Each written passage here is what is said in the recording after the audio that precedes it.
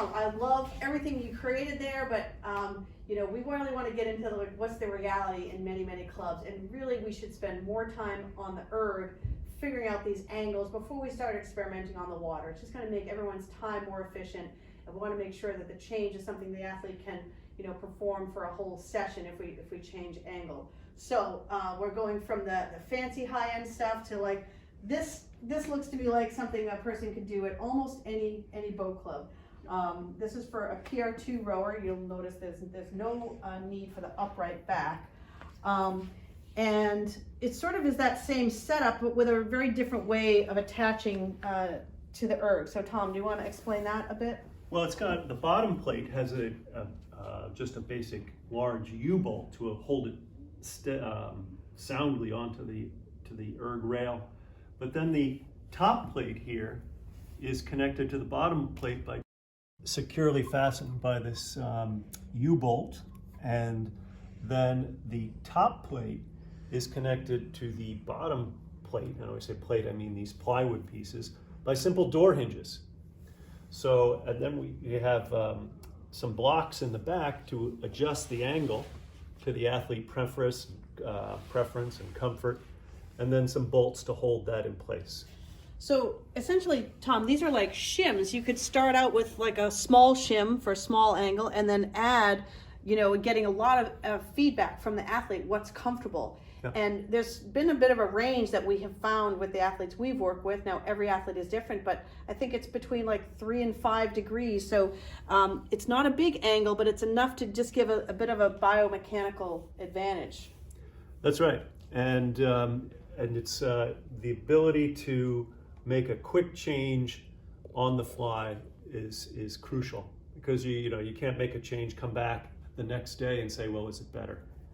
This athlete, you'll see, has a fair bit of asymmetry, so the athlete needs not only a bit of forward angle here, but also some additional height. So I guess the point is, we start with plywood, simple materials, plywood, the same erg seat setup with the wheels removed, general padding that you could find around, and clearly we still have some ways to go, just taping things in place until we're really certain before we make anything more permanent.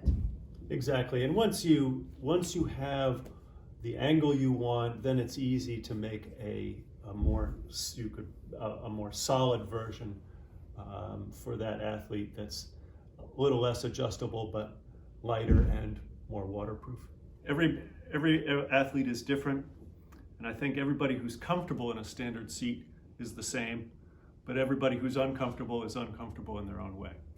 So we have, so some people might be most comfortable in a traditional seat with the divots for the sit bones, but we've found that a lot of athletes are comfortable on the C2 seat.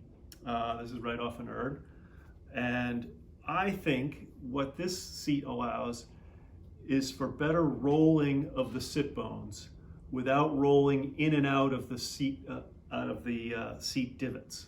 And that's especially for the fixed seat athlete. So for the athlete whose seat isn't traveling with them as they move through the stroke, and also like that divot in the back gives a great range, because even though the seat is fixed in para rowing, the tailbone, there is quite a bit of movement in the full pelvis, and that also athletes, I found even before we started this study many years ago, athletes would say, can I just put that erg seat in the boat? And we have found ways to do it, but now it's a little more sophisticated. Changing the height and changing the angle, I think we'd find a lot more comfort, and then we can make something similar from there. But this is a very good place to start for just general athlete comfort. Is thank you, concept 2 is the standard erg seat. Yeah, I'm just one thing about this the C2 seat.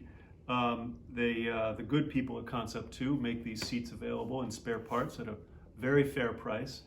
But I'm not sure they've designed this seat for on-water use and submersion. Yeah. So you want to keep an eye on, and you might end up having to replace it a little more often than a traditional seat. So I'm sitting on a setup with about 3 or 4 degrees of forward tilt. And I have to say, I do feel much more comfortable at the catch. I feel able to get my full body angle with less flexion in my spine. and I feel good recruitment in my glutes and my hamstrings. I also feel really nestled in the boat better because I've got a little bit of downhill slope into the stern, and that counteracts the pressure on the foot pleat. So I think it cues me to load up my feet as well. So Tommy, you mentioned cueing the feet. I also think you've got a nice bend in the knee, and that's like very important that we don't always assume that a fixed seat rower should have their legs completely flat just because the seat isn't sliding.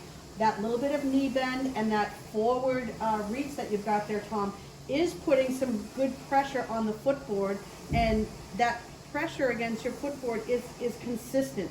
I think too many coaches sometimes will assume that the legs should remain flat, and when you do that, you lose contact with the footboard. And as you said, those 3 contact points are still very important for para rowing as they are with open rowing: the grip, the seat, and the feet. Yeah, I feel anchored in here. Great.